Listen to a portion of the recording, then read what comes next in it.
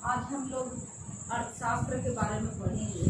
अर्थशास्त्र क्या होता है, अर्थशास्त्र का अध्ययन क्यों आवश्यक है, अर्थशास्त्र के अंतर्गत कौन कौन चीज़ों का अध्ययन किया जाता है, इसके बारे में आज हम लोग जानेंगे। व्हाट इज इकोनॉमिक्स, क्या है, व्हाट इज इकोनॉमिक्स।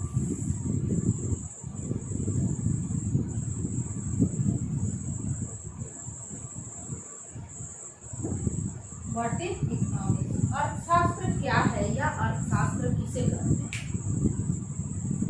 तो आइए जानते हैं अर्थशास्त्र क्या है। अर्थशास्त्र सामाजिक विज्ञान की एक ऐसी शाखा है जिसके अंतर्गत हम लोग क्या करते हैं, उत्पादन, जिसके अंतर्गत हम लोग उपभोग, उत्पादन,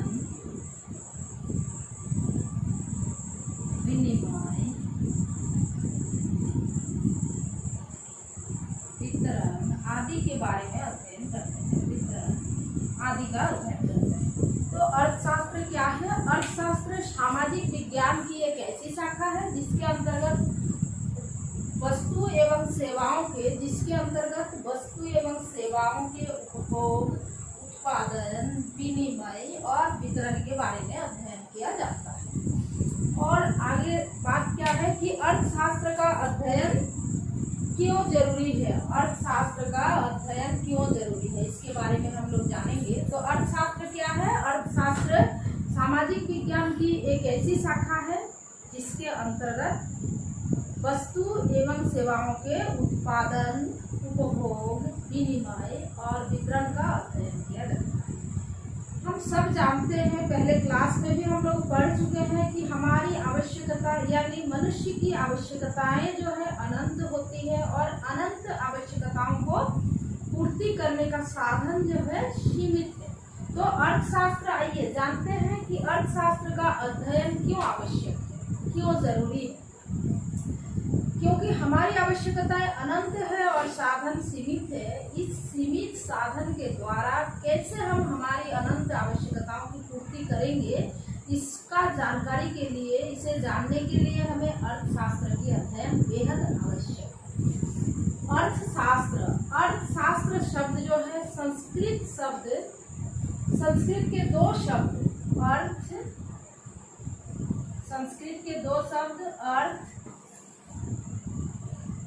क्या है, संस्कृत के दो शब्द अर्थ और शास्त्र, इस दोनों शब्दों का योग से बना है अर्थशास्त्र शब्द। तो आइए जानते हैं ये जो अर्थ है, अर्थ का मीनिंग क्या होता है। अर्थ का मतलब होता है धन। अर्थ का मतलब क्या है, अर्थ का मतलब होता है धन। और ये जो शास्त्र है, शास्त्र का मतलब क्या है, किसी विषय के क्रमबद्ध अध्ययन को ही हम लोग क्या कहते हैं, शास्त्र। किसी विषय के क्रमबद्ध अध्ययन को, जो क्रमबद्ध अध्ययन होता है या क्रमबद्ध ज्ञान होता है, उसे क्या कहते हैं, क्रमबद्ध अध्ययन या क्रमबद्ध ज्ञान को ही क्या कहते हैं, शास्त्र। क्रमबद्ध अध्ययन या क्रमबद्ध ज्ञान को ही कहते हैं शास्त्र। तो अगर देखा जाए अर्थशास्त्र का शाब्दिक अर्थ क्या हो जाएगा, अर्थशास्त्र का शाब्दिक अर्थ हो जाएगा कि मानवीय आवश्यकताओं को या मानवीय क्रियाओं का धन से संबंधित मानवीय क्रियाओं का क्रमबद्ध अध्ययन जो है, इसे ही क्या कहा जाता है, अर्थशास्त्र। यानी धन का अध्ययन को ही अर्थशास्त्र कहा जाता है। अर्थशास्त्र के परिभाषा या अर्थशास्त्र के संबंध में भिन्न भिन्न अर्थशास्त्रियों का भिन्न भिन्न मत है। जैसे कि हमारे जो है अर्थशास्त्र के जनक यानी फादर ऑफ इकोनॉमिक्स का कहना है, फादर ऑफ इकोनॉमिक्स के नाम से किसे जाना जाता है, फादर ऑफ इकोनॉमिक्स कौन है, father of economics Adam Smith को हम लोग फादर ऑफ इकोनॉमिक्स के नाम से जानते हैं। क्या है, एडम स्मिथ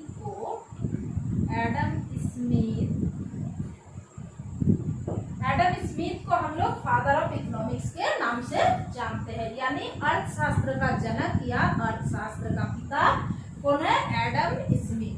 ये जो एडम स्मिथ है, इनका कहना है अर्थशास्त्र के संबंध में, इनका कहना है कि अर्थशास्त्र धन का अध्ययन है, यानी धन का अध्ययन को ही अर्थशास्त्र कहा जाता है। किसी ने कहा है, मार्शल का कहना है कि मानव व्यवहार का अध्ययन ही अर्थशास्त्र है।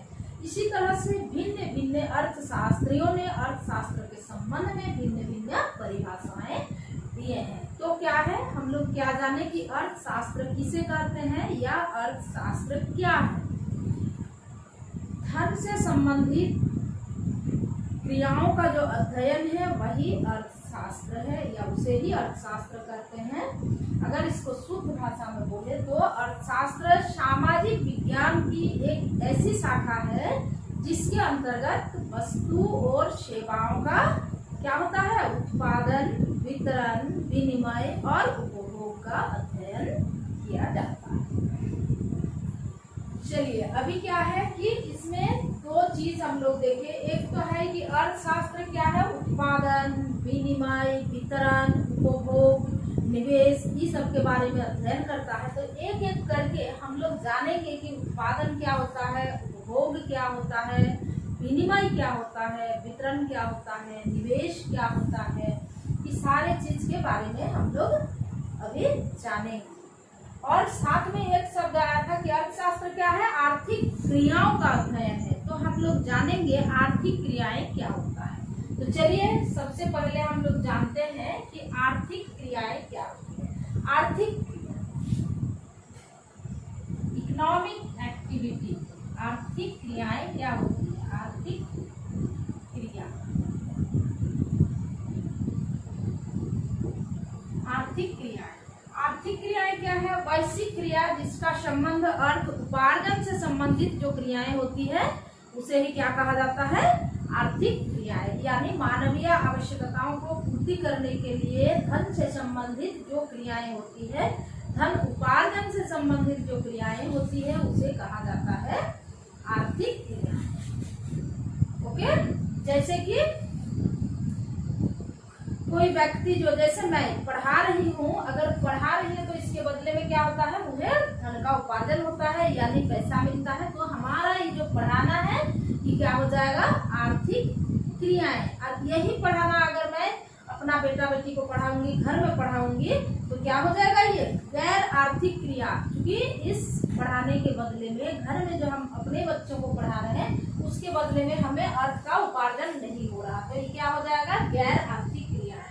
अर्थात जिस क्रियाओं के द्वारा हमें धन का उपार्जन होता है, धन प्राप्ति होती है, उसे ही आर्थिक क्रियाएं कहा जाता है। और जिस क्रियाओं के द्वारा धन का उपार्जन नहीं होता है उसे गैर आर्थिक क्रियाएं या गैर आर्थिक क्रिया कहा जाता है। सभी आर्थिक क्रियाओं क्या होता है कि आर्थिक क्रिया जो है, धन उपार्जन करने वाली सभी क्रियाएं आर्थिक क्रियाएं होगी, लेकिन सभी आर्थिक क्रियाओं के द्वारा धन का उपार्जन होना अनिवार्य नहीं है। बात को समझने की कोशिश करेंगे कि धन उपार्जन से संबंधित सभी क्रियाएं आर्थिक क्रियाएं हैं। धन उपार्जन से संबंधित सभी क्रियाएं आर्थिक क्रियाएं हैं, परंतु सभी आर्थिक क्रियाओं के द्वारा धन उपार्जित होगा ये निश्चित नहीं है, ये अनिवार्य नहीं है। कहने का मतलब है जैसे उपभोग, उपभोग क्या है? कंजम्पशन जो है ये एक आर्थिक क्रिया है। उपभोग एक आर्थिक क्रिया है। किसी भी चीज का अगर हम लोग उपभोग करते हैं उसके लिए हमें अर्थ की जरूरत होता है, तो उपभोग क्या है? आर्थिक क्रिया है। परंतु क्या है? उपभोग के द्वारा, इस उपभोग क्रियाओं के द्वारा हमें अर्थ का उपार्जन नहीं होता है। इसीलिए कहा जाता है कि सभी अर्थ उपार्जन करने से संबंधित सभी क्रियाएं आर्थिक क्रियाएं हैं, परंतु सभी आर्थिक क्रिया जो है धन उपार्जन नहीं करता।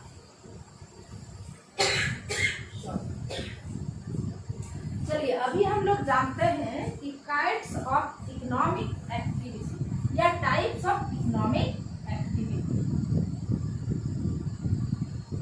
काइंड्स ऑफ क्या है? काइंड्स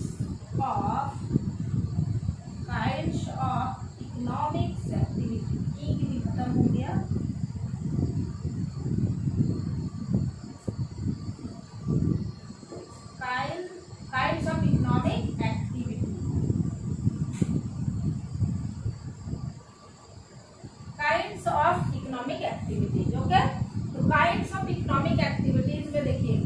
कौन सा क्रियाएं आएंगी। काइंड्स ऑफ इकोनॉमिक एक्टिविटीज में कंजम्पशन,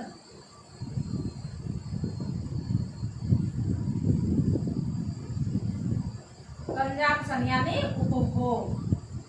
उसके बाद क्या है, प्रोडक्शन,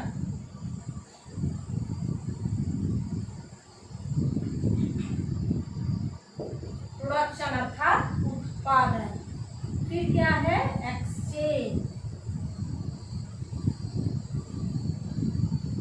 एक्सचेंज। नेक्स्ट क्या है, इन्वेस्टमेंट,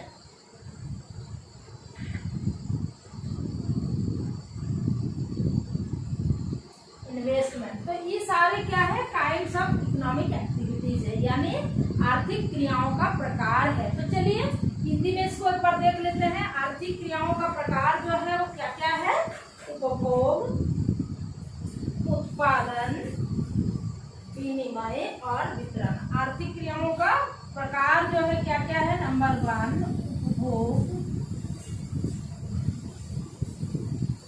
उपभोग। नंबर 2 क्या है, उत्पादन, उत्पादन, विनिमय, विनिमय और क्या है, निवेश। निवेश को ही हम लोग कहते हैं विनियोग ही कहते हैं, निवेश या विनियोग। ये सारी क्या है, ये सारी आर्थिक क्रियाएं हैं। तो ये सारी आर्थिक क्रियाओं के बारे में एक एक करके हम लोग जानेंगे। चलिए जानते हैं कि उपभोग क्या होता है। उपभोग क्या है, कंजम्पशन,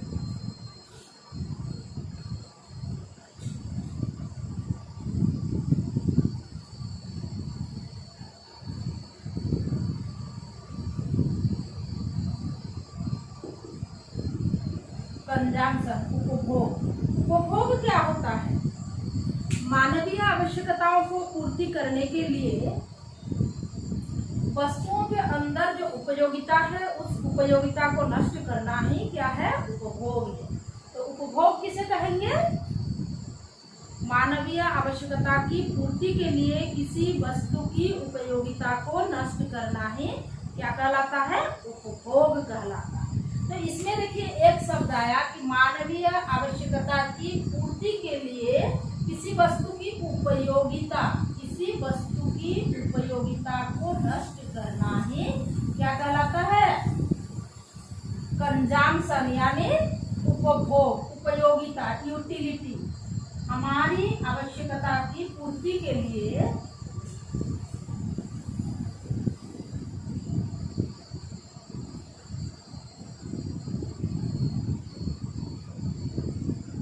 हमारी आवश्यकता की पूर्ति के लिए हम जो किसी वस्तु के अंदर जो उपयोगिता होता है उस उपयोगिता को जब नष्ट कर देते हैं तब उसे क्या कहलाता है, उपभोग, कंजम्पशन। क्या कहलाता है, उपभोग, कंजम्पशन। तो आइए ये जो उपभोग के अंतर्गत एक शब्द आया उपयोगिता यानी यूटिलिटी, इसको हम लोग जानते हैं कि उपयोगिता आखिर क्या होता है, यूटिलिटी किसे कहेंगे। अगर आपको कहा जाएगा, जब आपको कोई पूछा कि उपभोग क्या होता है तो आपने क्या बताएंगे कि हमारी आवश्यकता पूर्ति के लिए या मानवीय आवश्यकता पूर्ति के लिए किसी वस्तु की उपयोगिता को नष्ट करना ही उपभोग है। तो आपको अगर कोई पूछ देगा किसी वस्तु की उपयोगिता की, जो आपने बात कर रहे हैं उपयोगिता किसे कहते हैं, उपयोगिता क्या होता है, तब आप क्या बताएंगे कि उपयोगिता क्या होता है, यूटिलिटी क्या होता है, हमारी किसी वस्तु के अंदर हमारी आवश्यकता पूर्ति करने की जो क्षमता है, जो शक्ति या ताकत है, उसे ही क्या कहते हैं, उपयोगिता कहते हैं। जैसे उपयोगिता को चलिए हम लोग एक एग्जाम्पल के द्वारा समझेंगे। उपयोगिता और कंजम्पशन यानी यूटिलिटी और कंजम्पशन, उपभोग और उपयोगिता दोनों को एग्जाम्पल के द्वारा समझेंगे। चलिए सबसे पहले समझते हैं कि उपयोगिता क्या होता है, यूटिलिटी क्या होता है। यूटिलिटी कि किसी वस्तु के अंदर हमारी आवश्यकता पूर्ति करने की जो ताकत है, जो क्षमता है, जो शक्ति है, उसे ही उपयोगिता कहते हैं। जैसे मेरे हाथ में जो मार्कर दिख रहे हैं, ये मार्कर चल तो रही है लेकिन बीच बीच में रुक जा रही है, ठीक से नहीं चल रही है, ब्लैक बोर्ड में आपको दिख भी नहीं रहा है। तो क्या होता है, इस मार्कर के अंदर मुझे मार्कर चाहिए लिखने के लिए, इस व्हाइट बोर्ड में मार्कर चाहिए लिखने के लिए, तो इस मार्कर जो है मार्कर क्या कर रही है, हमारी जो नीड्स है, हमारी जो आवश्यकता है लिखने के लिए मार्कर की आवश्यकता है, तो ये आवश्यकता पूरी कौन कर रही है, मार्कर के अंदर जो इंक है, ये इंक हमारी आवश्यकता को पूरी कर रही है। तो क्या है, इसके अंदर हमारी आवश्यकता पूर्ति करने की जो ताकत है, यानी लिखने की जो क्षमता है, यही क्या हो जाएगा, इसकी उपयोगिता हो जाएगी, इसकी इस मार्कर की। तो जब हमने किसी वस्तु को हमारी आवश्यकता पूर्ति करने के लिए मार्कर के अंदर क्या है, ताकत है, इंक है, तो वो लिख रही है, लिखा रही है, तो क्या है, उपयोगिता हो गया। इसी उपयोगिता को जब हम मार्कर को लिखते लिखते इसके अंदर की इंक को खत्म कर देंगे, यानी मार्कर का इंक जब खत्म हो जाएगा तो हमारी आवश्यकता पूर्ति करने की शक्ति या क्षमता भी इसके अंदर नहीं रहेगी। तो क्या है, इस इंक लिखते लिखते मार्कर की इंक को खत्म कर देना, उसका शक्ति को नष्ट कर देना ही क्या हो जाएगा, उपभोग। समझ गए, यानी किसी वस्तु के अंदर जो उपयोगिता है हमारी आवश्यकता पूर्ति करने के लिए, उस उपयोगिता को समाप्त कर देना, नष्ट कर देना ही क्या है, उपभोग है। और वस्तु के अंदर हमारी आवश्यकता पूर्ति करने की जो ताकत होती है, जो क्षमता होती है, वो क्या हो जाता है, उपयोगिता होता है। और जब उस उपयोगिता को हम नष्ट कर देते हैं तो हो जाता है उपभोग। समझ गए, चलिए आगे बढ़ते हैं, आगे देखते हैं क्या है, प्रोडक्शन। नेक्स्ट क्या था, प्रोडक्शन।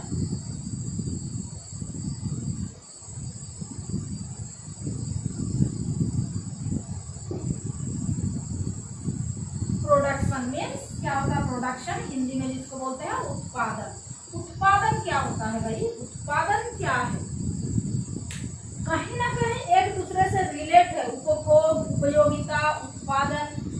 तो उत्पादन क्या होता है कि किसी वस्तु के अंदर मानवीय आवश्यकता को पूर्ति करने की जो क्षमता होती है, उसका सृष्टि करना ही क्या होता है, प्रोडक्शन होता है। यानी हमारी आवश्यकता पूर्ति करने के लिए किसी वस्तु के अंदर शक्ति या क्षमता का सृजन करना, सृष्टि करना ही क्या कहलाएगा, प्रोडक्शन कहलाएगा। जैसे ही मार्कर है, मार्कर के अंदर इंक है, और लिखते लिखते क्या होता है, जब इंक खत्म हो जाएगी तो इसकी शक्ति यानी उपयोगिता नष्ट हो जाएगी, तो क्या हो जाएगा, ये बेकार हो जाएगा, ये हमारे काम की नहीं रहेगी।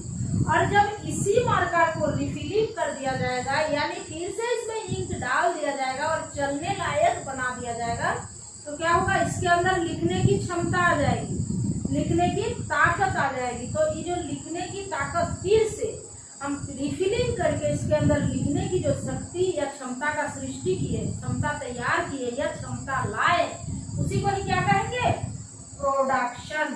एक वाक्य में कहा जाए तो मानवीय आवश्यकता पूर्ति करने के लिए किसी वस्तु के अंदर शक्ति या क्षमता का सृजन करना ही क्या कहलाता है, प्रोडक्शन।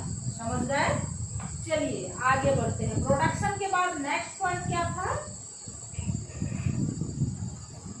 नेक्स्ट था एक्सचेंज। क्या था, एक्सचेंज।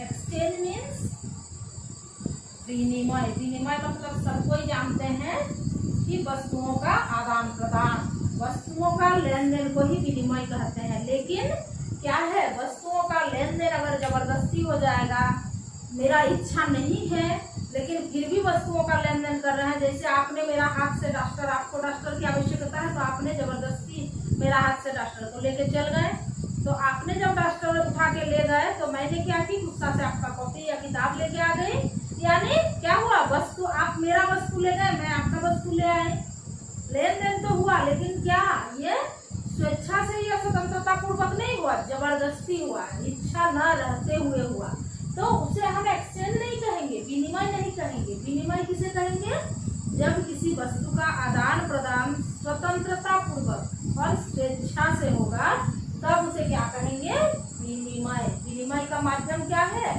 आधुनिक युग में विनिमय का माध्यम जो है मुद्रा है। तो स्वतंत्रता पूर्वक और स्वेच्छा से किसी वस्तु का लेन देन या आदान प्रदान करने को ही क्या कहा जाता है? एक्सचेंज या विनिमय। नेक्स्ट क्या था? इन्वेस्टमेंट।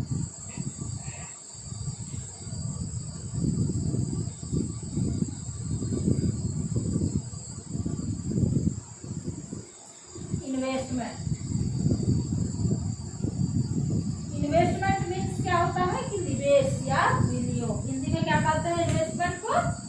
निवेश या विनियोग। निवेश या विनियोग क्या होता है कि हमारे जो पूंजी है उसको बढ़ाने के लिए जब हम कहीं किसी परिसंपत्ति में या किसी बाजार में कहीं पर अपना कैपिटल को लगाते हैं भविष्य में पूंजी वृद्धि के लिए, तो उसे क्या कहा जाता है?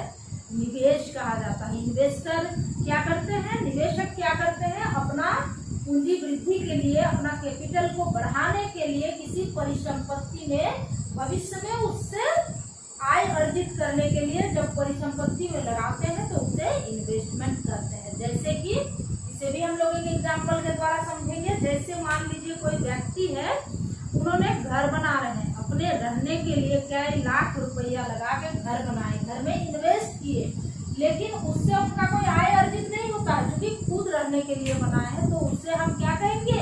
इन्वेस्टमेंट नहीं कहेंगे। इसीलिए कि इन्वेस्टमेंट क्या होता है? भविष्य में आय अर्जित करने के लिए, लाभ कमाने के लिए, पूंजी में वृद्धि करने के लिए इन्वेस्टमेंट किया जाता है। तो इन्वेस्टमेंट जब इसी घर को अगर हम अपने लिए नहीं किराए में लगाने के लिए यानी उससे हम कुछ अर्निंग करने के लिए लगाते हैं तो उसे क्या कहा जाएगा? इन्वेस्टमेंट कहा जाएगा, अर्थशास्त्र की भाषा। ओके। और इसी जो है आर्थिक क्रिया के संदर्भ में ही प्रोफेसर रेगनर फ्रीस ने, अर्थशास्त्री रेगनर फ्रीस ने क्या किए थे? अर्थशास्त्र की शाखा को दो भागों में बांट दिए थे। कौन? Ragnar Frisch. रेगनर फ्रीस ने अर्थशास्त्र को क्या किए थे? दो शाखाओं में बांट दिए थे। रेगनर फ्रीस जो है क्या है? नॉर्वे का रहने वाले अर्थशास्त्री थे। कहाँ के अर्थशास्त्री थे? नॉर्वे के। कहाँ के थे? नॉर्वे के अर्थशास्त्री थे रेगनर फ्रीस, और उन्होंने अर्थशास्त्र की दो शाखाओं के रूप में बांटे थे। Ragnar Frisch, Norway, Ragnar फ्रीस।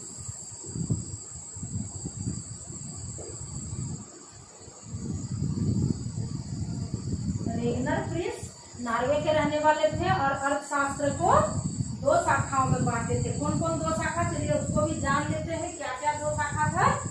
एक था आपका माइक्रो इकोनॉमिक्स,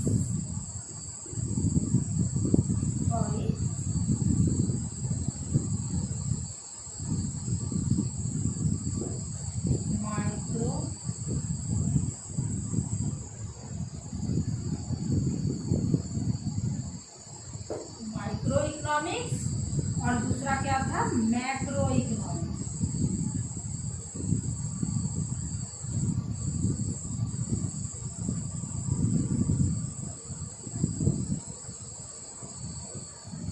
दूसरा क्या था? Macro economics. यानी रेगनर फ्रीस ने अर्थशास्त्र को दो शाखाओं में बांटे थे, एक माइक्रो इकोनॉमिक्स, एक मैक्रो इकोनॉमिक्स। माइक्रो का मीन्स क्या होता है? छोटा, सूक्ष्म। तो इसको क्या कहते हैं हिंदी में? व्यष्टि अर्थशास्त्र। व्यष्टि या सूक्ष्म अर्थशास्त्र भी कहते हैं। व्यष्टि या सूक्ष्म अर्थशास्त्र। और मैक्रो मीन्स क्या होता है? बृहद, बड़ा। यानी मैक्रो को कहते हैं समष्टि अर्थशास्त्र। मैक्रो को क्या कहते हैं? समष्टि अर्थशास्त्र। माइक्रो अर्थशास्त्र का अंतर्गत क्या किया जाता है? व्यक्तिगत इकाइयों का अध्ययन किया जाता है, और मैक्रो इकोनॉमिक्स के अंतर्गत संपूर्ण अर्थव्यवस्थाओं का अध्ययन किया जाता है। आगे हम लोग देखेंगे कि माइक्रो इकोनॉमिक्स किसे कहते हैं, माइक्रो इकोनॉमिक्स का क्या महत्व है, उसका क्या क्षेत्र है। अगला क्लास में इसको हम लोग करेंगे। आज इतना ही। तो चलिए देखते हैं आज हम लोग क्या क्या सीखे। आज अर्थशास्त्र क्या है या अर्थशास्त्र किसे कहते हैं, अर्थशास्त्र का जनक या पिता कौन है, और अर्थशास्त्र को दो शाखाओं में किसने बांटे थे, और रेगनर फ्रीज जो है कहाँ के रहने वाले थे, और वितरण क्या होता है, विनिमय क्या होता है, उपभोग क्या होता है, निवेश क्या होता है, इस सारे चीजों के बारे में हम लोग आज जाने। आज इतना ही, चलिए थैंक यू। अगला क्लास में हम लोग फिर इसको आगे बढ़ाएंगे।